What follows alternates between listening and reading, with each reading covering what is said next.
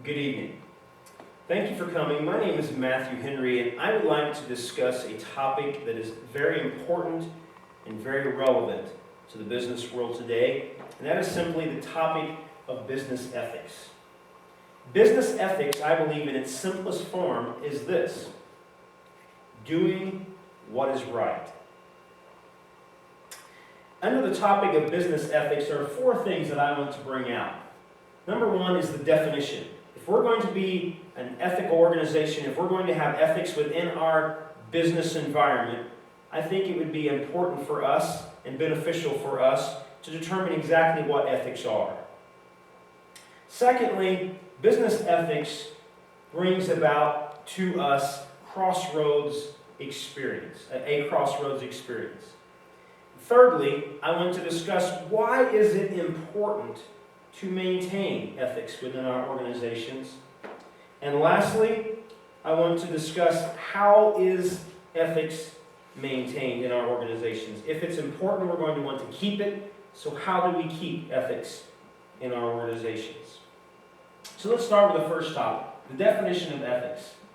Noah Webster puts it like this: the discipline dealing with what is good and bad, or right and wrong, or with moral duty and obligation. There are 3 points in that definition of ethics that I want to bring out. One is discipline. Whenever I think of discipline, I think of, in today's world, we have so many people that are trying to obtain that perfect body and that perfect look. And we all know that if we're going to do that, we can't face that issue, we can't face that goal haphazardly. But it's going to take a daily discipline of exercising right and eating right, and in order to obtain that perfect body. Ethics is no different. If we're going to be and we're going to maintain an ethical business, an ethical organization, it's going to take a day-to-day discipline. Secondly, important issues. Ethics deals with important issues. Ethics does not deal with light-hearted subject matters, but ethics deals with what is right and what is wrong, what is moral and what is immoral. And the consequences of those important issues cannot be overstated. And thirdly, the definition of the word ethics mentions obligation. I think it's interesting that Noah Webster mentioned the word duty and obligation when describing or defining the word ethics, because I believe that it is, in fact, the moral duty and obligation of every organization, no matter how big or no matter how small, no matter what industry that it's in. It is our duty, our moral duty and obligation to act and be ethical. I mentioned a crossroads experience earlier, and I want to discuss that at this time. Don Riles, insurance claim adjuster, has the day off. He's playing with his 4-year-old daughter, Erica, when the phone rings. At the other end of the line, Don's supervisor, apologizing for interrupting his time off, pleads for his help. Will Don please visit a woman in his neighborhood who has made claims for bodily and mental injury resulting from a car crash with a person insured by Don's company? The woman has consented to a visit from their adjuster, who assesses the injuries and her nose and mental state. The claims adjuster in charge of the case has called in sick. Scheduling the appointment has already been difficult. Will Don please fill in? Don agrees readily, but asks if he could bring his daughter. It is their day together while his wife worked, and Don's supervisor then greatly assures him that bringing his little girl along will be no problem. When Don arrives at the woman's house, he discovers no one home, so he and his daughter wait in the car. Eventually, the woman arrives, parks her car, and emerges from it, at which point Erica, Don's daughter, cries out happily, "It's Miss Anderson." Who is Miss Anderson, Don wondered. Miss Anderson turns out to be Erica's daycare teacher. Don conducts a short interview with the woman on the front steps of her home, satisfying himself that she does indeed have some facial injuries and that she is taking prescription medicine for her mental problems. Following the interview, Don realizes that he has a real dilemma. This is where the crossroads is. Insurance ethics mandates that claims investigations are completely confidential. An insurance professional with knowledge of a claims case is expected to keep silent and to refrain from using the knowledge for personal benefit. On one hand, to uphold his industry's code of ethics, he is not to discuss or act on the information he has received about Miss Anderson's situation. But on the other hand, he does not want his daughter to be under the care of a person who is undergoing treatment for mental illness and who might even be dangerous. Don's at a crossroads. And ethics demands, when we experience a crossroads experience, ethics demands that we make a choice. But ethics demands that we not just make any choice, but that we make the right choice. Now I want to deal with the importance of ethics. I want to discuss why is it important that our organizations are ethical. First of all, being an ethical organization stands out amongst the crowd. If you want to get ahead of your peers, if you want to get ahead of other companies within your organization, one of the best things to do is be unique, be different from all the others. Being an ethical organization can cause you to do that. It will cause you to stand out amongst your peers that are not ethical, and the great thing about it is it won't cost you a dime. The only thing that it will cost you is your time and your effort to always make the right choice.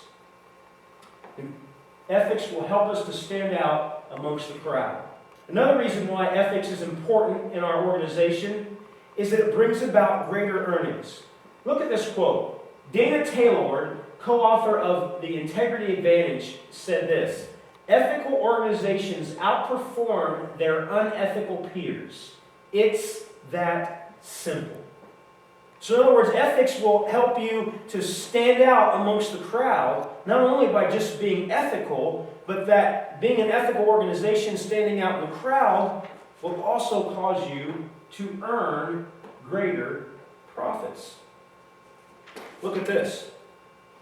More statistics to show why it's important for us to be an ethical organization. High integrity firms outperformed low integrity peers by 200% in financial returns. Look at the next statistic.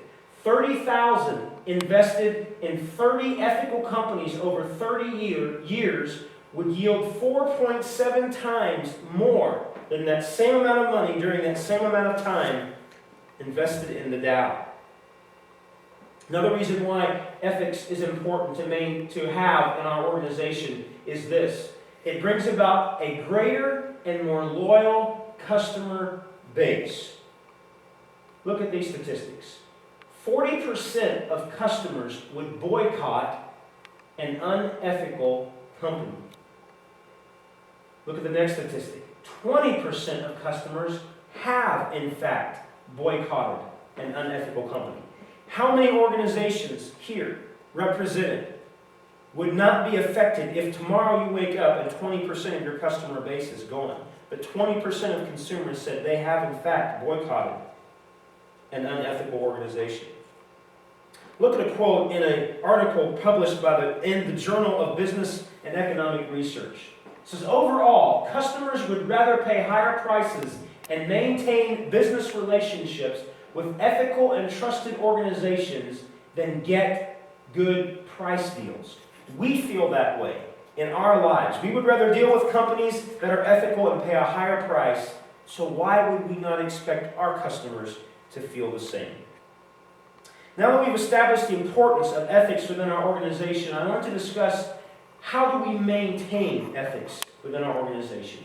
I believe we do that by having a guiding philosophy, and that guiding philosophy is simply this. It's a philosophy that we've heard from our youth up, and it's simple, but yet the power and the effectiveness behind it cannot be overstated, and it's simply this, the golden rule. Do unto others as you would have them do unto you. We want to be like that in our personal lives. We want other people to be like that towards us in our personal lives. But I dare say there is no better way to operate a business also than by the golden rule. By abiding by that, it will certainly help us to maintain ethics within our organization. Another way to maintain ethics within an organization is keep a proper perspective on profits. The Greek historian Polybius said this about the fall of the ancient city of Carthage.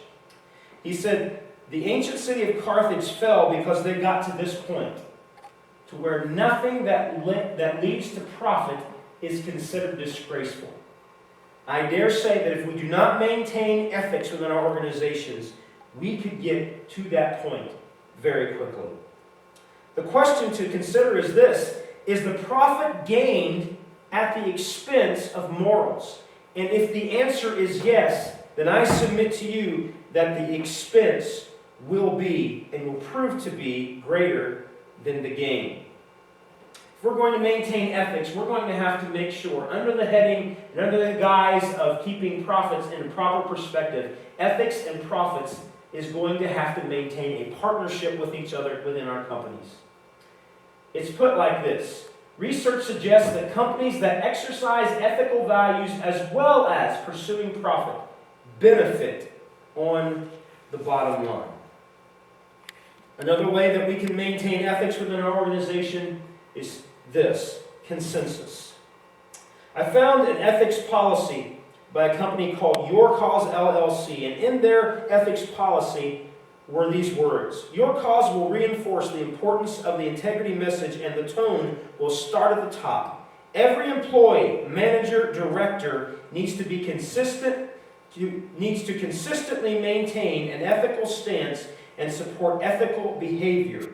If we're going to maintain ethics within our organizations, it's going to have to be with everyone on board. I want to leave you with two final thoughts.